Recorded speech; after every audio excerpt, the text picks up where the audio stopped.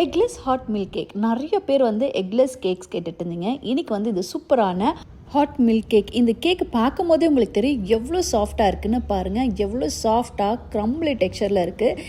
இது எப்படி செய்யறதுன்னு வாங்க பார்க்கலாம். இதுக்கு வந்து 150 ml மில்க் வந்துட்டு நல்லா சூடாக்கி எடுத்துகிட்டு வந்துக்குங்க.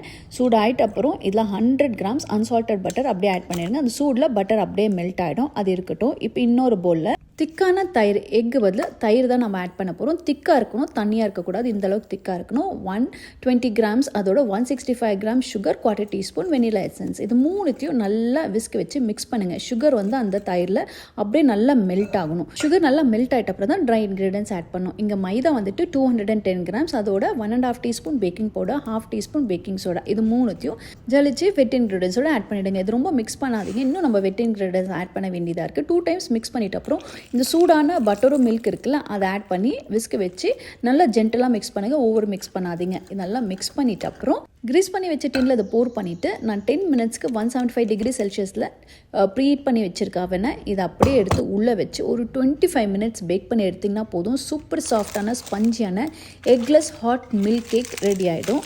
கேக் இப்போ நான் உங்களுக்கு கட் பண்ணி காட்டுற பாருங்கள் எவ்வளோ சாஃப்டாக ஸ்பஞ்சியாக இருக்குன்னு. நல்லா ஆறிட்டு அப்புறம் தான் கட் பண்ணணும். ஸோ அதை ஞாபகம் வச்சுக்கோங்க. என்னோட கேக் ரெசிபிஸ் பிடிச்சிச்சுன்னா கண்டிப்பாக லைக் அண்ட் ஃபாலோ பண்ணிக்கோங்க. அப்போ தான் எனக்கும் மோட்டிவேட் ஆகும். ட்ரை பண்ணி பாருங்கள். Happy cooking. Blessings to you.